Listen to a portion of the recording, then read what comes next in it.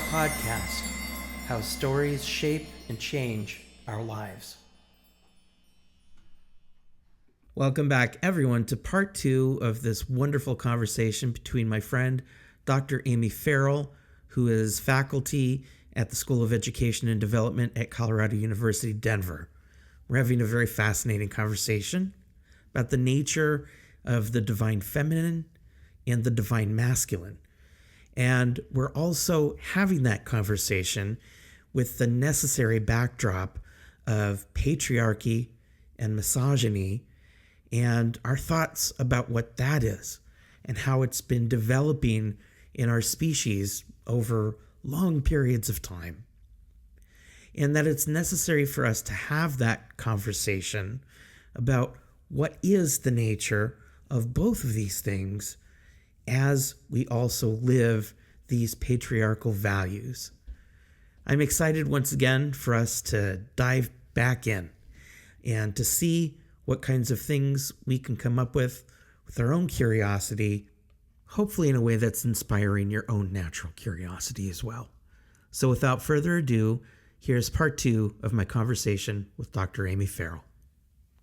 All right. We are back for part 2 of this intriguing conversation with my good friend, Amy Ferrell, about the divine feminine. And at some point, probably here, we're going to wander into the territory of the divine masculine and try to figure out what that thing's all about. Amy, you shared right at the end this beautiful story of your encounter with your own Leviathan, your own sort of dragon figure, right? Yes.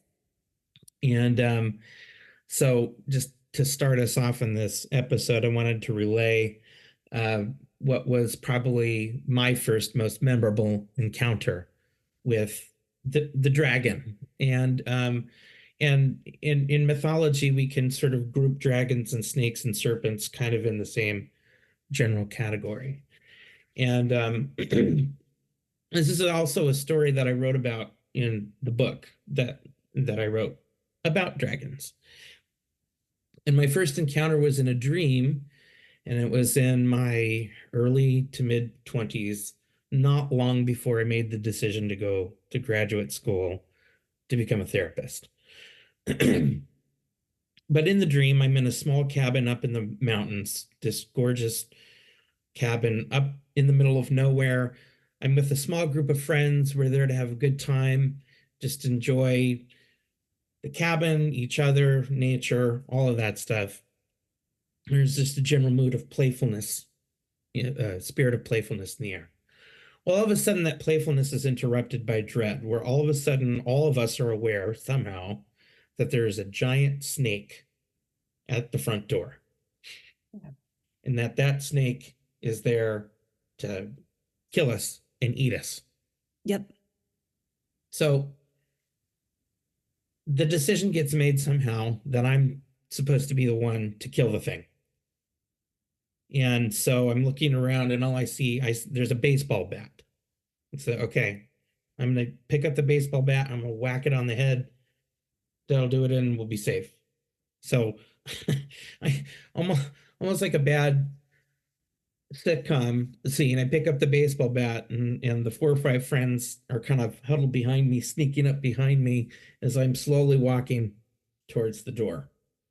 And my plan is I got to be quick. If I'm not quick, the snake's going to get me. I have to open the door and basically swing the bat down kind of all at the same time if I stand a chance. And so that's what I did. But it's almost like a slow-mo feature that happens in the movies. Like I'm in the middle of the action, but I'm somehow able to perceive time slowed down enough to see that the giant head of the snake, which is looking right at my face, you mentioned that your serpent was also looking right at your face, Yep. Right? That's how tall it's standing up on its head. And the bat's already in motion. It's coming down. And the snake is just looking at me. It's not getting ready to strike. It's just looking in my eyes, but it's too late. The bat's already coming down. Yeah. And as I crash the bat into the snake's skull, it goes from just kind of a curious looking face to a face of deep anger, sadness, and rage right before it falls to its death. Mm. Everybody in the room behind me, as soon as I do that, applauds, cheers. Good job, Matt. You killed the snake. You're our hero. But I did not feel like a hero. I felt sick to my stomach. Even when I woke up that morning, I cried. I remember, like, Mm. I had this feeling that I had done something horribly wrong. Yes. Right. Now, you could say, or you could look at that story as, well, I failed. Right. My task was to be able to accept that part of me, Right. recognize that part of me. That's why it was there. Right. And I failed. I failed the task and I failed myself. And that's true, but it's not the only thing that's true, right? Right. The other truth is that that was my initiation. I had to see that that's the relationship I had been having with that part of myself. And kind of like you, in a similar way, had been taught to think about that dragon like shadow side part of myself is the evil that needs to be conquered before it gets you. Right. Right. Right. And so, and as I wrote in the book, I said, part of what I feel my task in life includes, through all of the things that I do, through my therapy, through my writing, through the podcast, or anything else, is to try to honor the wisdom of that moment, even though it was painful, and it's still a little painful to think about. But that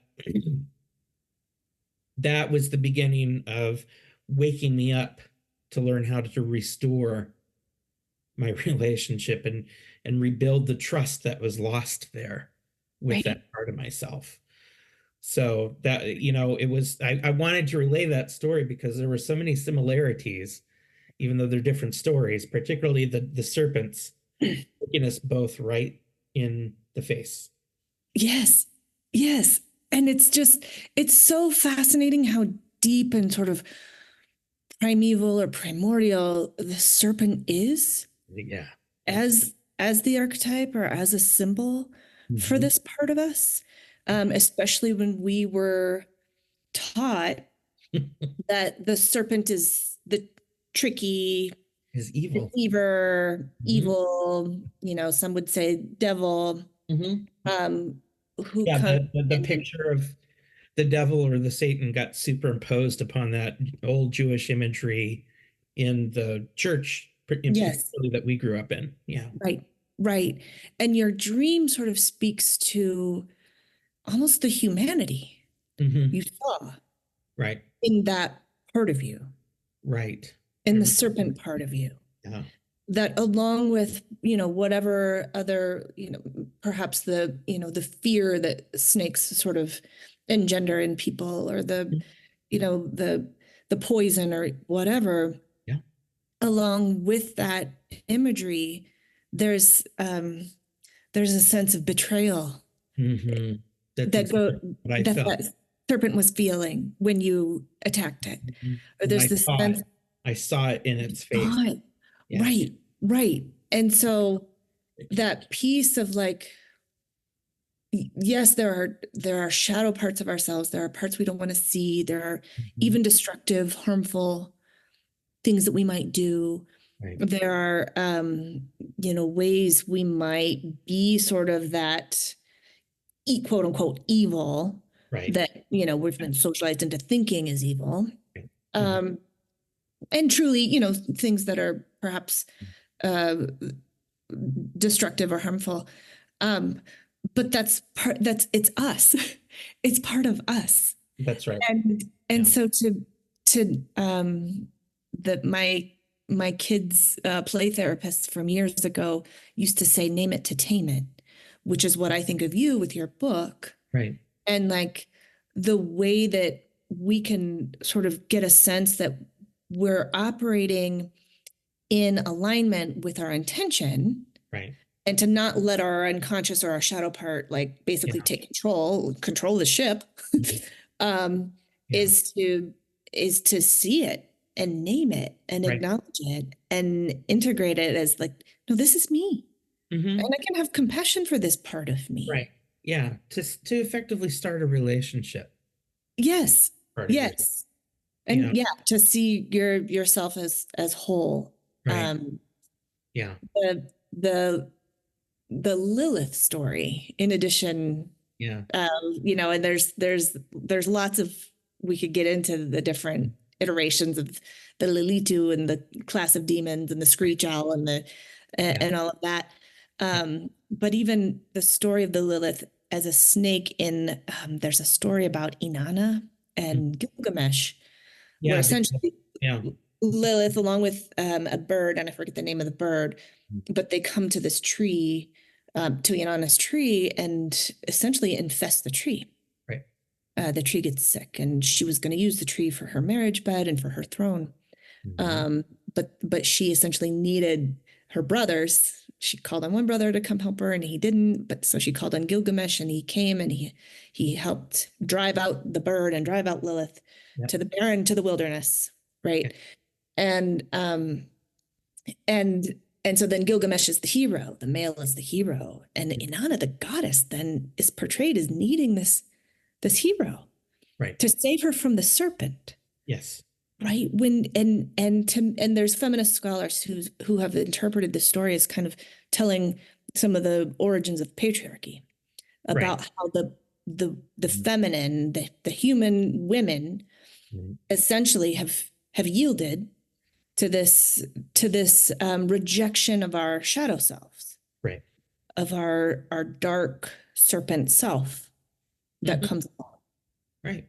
And so so we're just as complicit essentially in Sure. in being indifferent or feeling like we need a man to save us, Mhm. or externalizing our worth, or waiting to be chosen or rescued, or all of Yeah. those things that we do, and we feel valued when we do those things, and when we accommodate, and when we think of others, and Right. make sure Yeah. everyone else is comfortable and everyone else's needs are cared for, and we're so other focused. Right. We tend to think, oh, look how valuable and wonderful I am, when really what we're doing is perpetuating dysfunction and Mhm. illness and rejecting Right. parts of us we think aren't supposed to be there, which are basically like our own selves and our Mhm. own needs and our own truths. Yeah. Yeah. And so that's why serpents and dragons show up, because they're threatening Right, to us, you right. know. And this, But oh, go ahead. sorry, so the other piece that I think I found um, really interesting about serpent symbology is that they're also symbols of healing. Of course. Yes. Right. And not only that, but the nature of healing being that the antidote or the medicine is requires the poison, Right. like requires the venom. It Like does. it Yeah. mutually constitutes the Hmm. other. Like you can't have the medicine without the poison. That's right. Yes. Hmm. Right. Yeah. And so it's showing the interconnected, but like how opposite, there is no binary. Like it's a complete defiance of a binary. Yes. And Yeah. and which is also akin to the snake being the symbol of regeneration, Yeah. of the molting process, the Mhm. continual renewal process, Yeah. um, and even kind of the Ouroboros, like Oh, yeah. head eating the tail, that just the cycles and the Right. spirals, as being like this ancient wisdom that exists in the cosmos that we can see as reflective in us, Right. like of Yeah. being con- continually regenerating and continually in this process of birth and rebirth And we all the see that time. in the ancient symbols of mandalas that show up in almost every tradition around the world. Of course, they all look different, but Right. all share the same archetypal circle in common Yes. each And other. like fractal, Yeah. like Mhm. that what's within us Right. is evident Yeah. in, the world around us, like what's outside of us. Exactly. Exactly. I was kind of coming back to the idea of these serpents and dragons and such, and I was actually thinking about this a few weeks ago because I was asking myself, what actually is getting tamed when we say we're going to tame a dragon? Right. And my thought went, it's not the dragon. Mm, Because the dragon can't be tamed, the serpent can't be tamed. That would effectively take away the poison that we need from it and the wildness that we need from it. What's right. actually getting tamed is me. Yes. Yes. And what's getting tamed is my ability to surrender and say yes to that part of myself, Right. right? Right. And if my first book ever catches fire, which people go read my book, and lucky enough to put out like a second edition someday, that's a Yes. that I would add to it that I didn't get a chance to add to the book when I first wrote it. I hadn't quite seen that deeply into the connection quite yet. And it was troubling me, and necessarily so, because we don't we don't turn those things into our pets, and they will not submit to that. Right. It's part of Right. what they are. Oh, absolutely. Imagine trying to tame Lilith, Right? right? Yeah, She that's not she going to was end well like, for you. no, like you banished me. I'm Yeah. out. I'm Yeah. out. I will not come back to Yep. your garden of hierarchy Yes. where I'm going to be subjugated. No, I will stay out here. Thank you. Right. It's better for me to be alone in the wilderness than to be in your garden. That's right. That's right. Absolutely. Well, we've wandered into a tricky area now, but this is what we've been heading for. Okay. I want to talk a little bit about the divine masculine and what each of us think that is, with the backdrop of patriarchy, because we can't Yeah. talk about it without that. It's so deeply ingrained Right. in our history. And I think we would both be in agreement that patriarchy would be more or less an empty or perverted form of whatever the divine masculine is, or whatever Yes. it's supposed to be, right? Yes. So I wanted to get your thoughts on this idea and what you think that is, and how it shows up maybe in your own life. Yes. Okay, well, I think so. Maybe I'll start with divine masculine, and then I have quite a bit to say about the patriarchy. So we'll, Of where course. that, Yes. yes. Um, so I'll tell you a story about kind of a realization that I had Mhm. about the divine masculine, and it happened last April. Mhm. I was just in a period of my world where some, um, sort of, I don't want to say old shame, but Yeah. maybe what would I call it? Foundational, like just shame that I Totally. learned as a very young child, you know, um, Yep. was really starting to surface in a lot of different ways in my life. And it was a curious place for me because I kind of felt like I was beyond all that, you know? I've healed the shame. Yeah. I've done the work. Why is this coming up again? Right. And so I was with my therapist and starting to kind of just articulate that. Like, why am I crying about this? Mm. Like I'm 40, almost 45 years old at that time. Right. Like, why is this affecting me so much? And then I started to utter a sentence that was coming out as shaming my inner child, Uh-huh. Yeah. right? Right. And I caught myself midway through Hmm. and was like, ooh, whoops, I see what I'm doing. Yeah. And I'm shaming myself by shaming my inner child and my, quote unquote former self, which is still me. It's still in there. She constantly reminds me of. Um, but I caught myself and she said, that's the power of the witness. Hmm. So the fact that I was speaking to her Right. articulating this experience, starting to shame my inner child, but then realizing midway through, oh, I'm shaming myself, right? Um, she was sort of just validating the fact that there was a presence, a non-judgmental, listening ear presence, um, to receive my story. It was what allowed me to see the truth Yeah. of what I was experiencing and what I was saying and what I was doing in the moment. Um, and so um, after that session, I was heading to a gala for Yeah. work. And so, Okay. got real fancy, Right. got in the car. But I was just kind of like in like brain Yeah. fog a little bit, but like still in that session a little bit.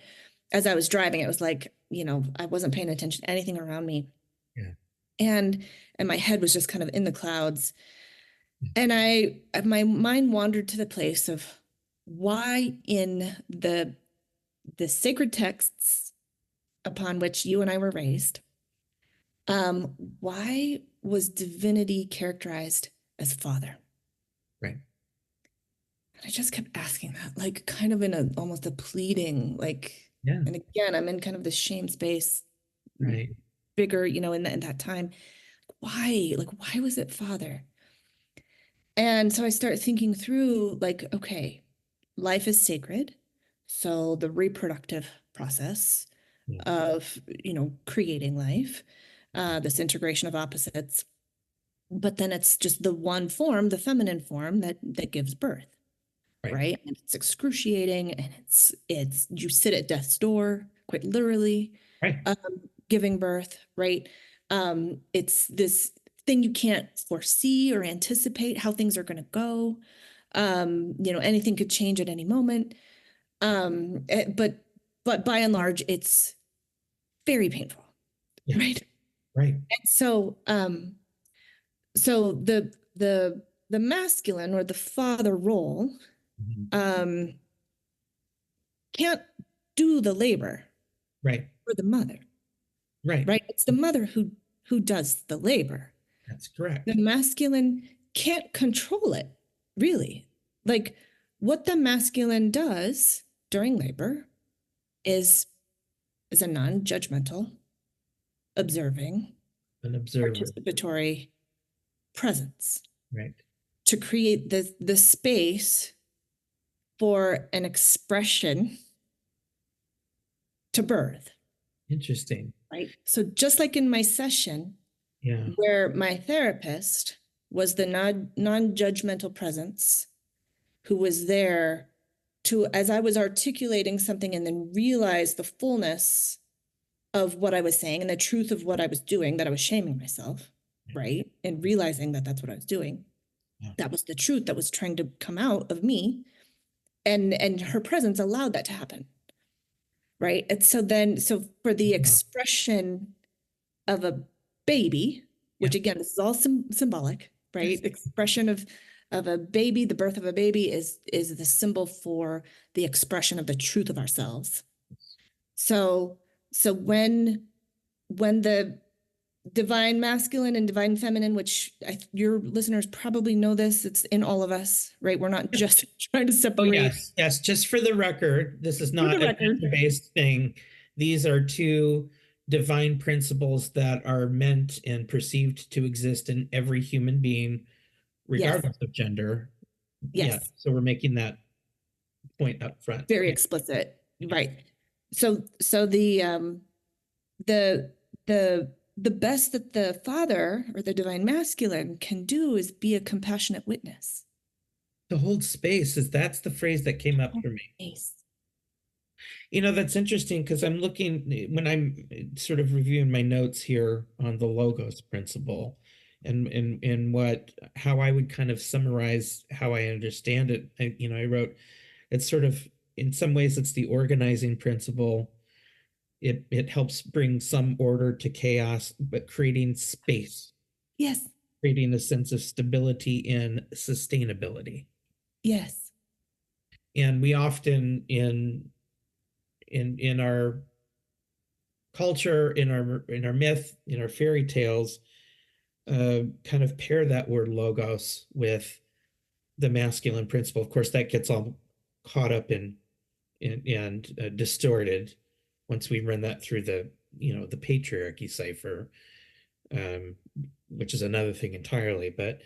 But that's kind of what it felt like to me is the part that knows how to create maybe some shelter, even hold space. Yes. Yeah, Yeah.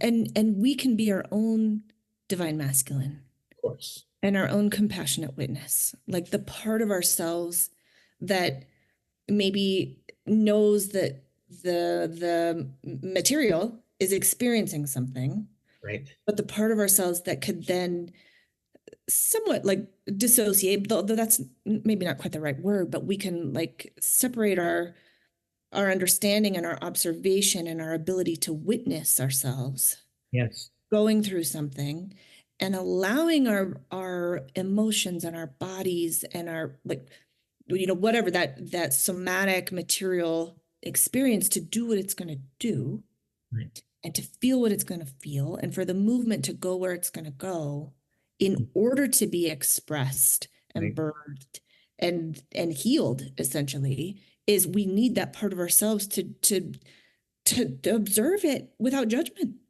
and to hold Exactly. space and You to know, just to watch ourselves and with like kind of curiosity and like okay, don't judge yourself for what you feel, don't judge yourself for whatever's going on inside of you, just let let it.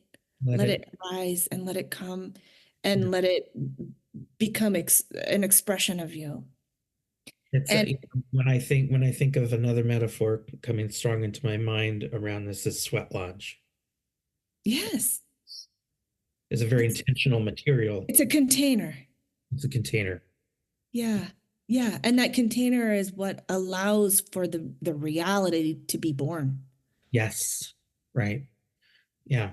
Well, and then there's a lot going on in the witness. I mean, I could just there was a lot going on in me when I was there with my wife for the birth of our two children. Yes. And particularly the first one, which is a water birth. I was in the water with her. Yes.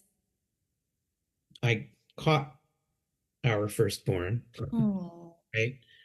And that was such a transformative moment for me. And so, there's a lot, and I don't even know how to put good words around this, because if I'm relating my experience to that observer is not just standing there, kind of disinterestedly looking at what's going on.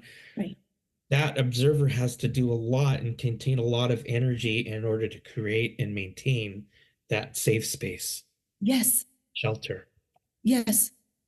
Creating the safety for the vulnerability Hmm. to exist. Yeah, And that's another sort of tension of opposites. Like you absolutely. can't have the vulnerability of reality and of truth That's right. without safety. That's right. Yes. And yes, yes. And so like the compassionate part too in holding that space is just being very attuned to what the birther needs, Exactly. right? My case, I was so thankful that I had a good doula who told me Yes. exactly what to do, right? Yes. And yeah, to have that help with that. Right. Great Right. advice. Yeah. And so we can be our own compassionate witness. We could and the compassionate witness could also be the role of the midwife or the doula Right. that we provide for ourselves, but it's what we provide for each other. Yeah. Well, It all comes back to relationship, doesn't it? And how are right. we managing relationship?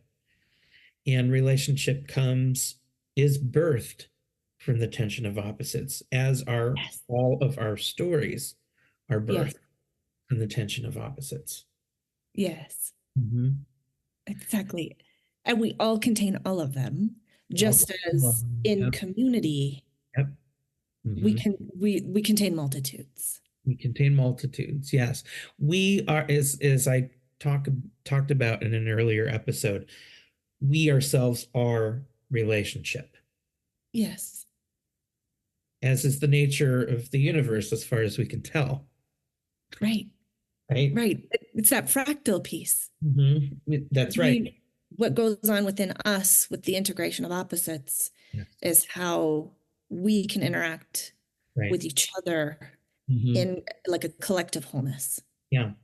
Well, and it's also what creates movement, is and this brought up Eros for me as I was putting down my thoughts about that, which we again characteristically kind of relate that more to the feminine side of things.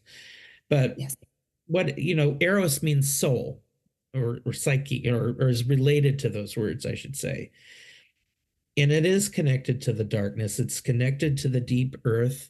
It's connected to the ether, right? Yes. It's the creative principle that necessitates movement and change. It Yes. sort of governs the cycles. And so we have the tension of opposites where sometimes we need a safe space where we create some order out of chaos, but we also need the other principle that teaches us how to keep moving forward, right? And not Yes. stay stuck and not stay still for too long. Yes. And that principle of wanting stability and security and safety from threats or from danger to Mhm. me relates to our fear of death Yes. and how, I mean, essentially humans evolved to become agrarian, Yeah. where we decided, oh, we can save ourselves here. Like we can create some security and some shelter and some structure and some stability to kind of give us this, however illusory, but give us this sense of immortality that we can keep ourselves from death, which there's truth to that. We do need safety. We do need security. We Right. do need kind of this collectivism and this stability. Yeah. Um, but I actually sort of relate the patriarchy Uh-huh. to the human fear of death Yeah. Yes. Yeah. because the feminine, the darkness, the unknown, the void. I mean, death and the ether, like all of that fits within that category, and that's what the feminine is. Well, and also, and per one of your recent writings, I remember, in addition to that fear of death, is this jealousy, for lack of a better way to put it, Yeah, the inability of yeah, men to be able to create life, almost kind of what God-like ability that human males do not have.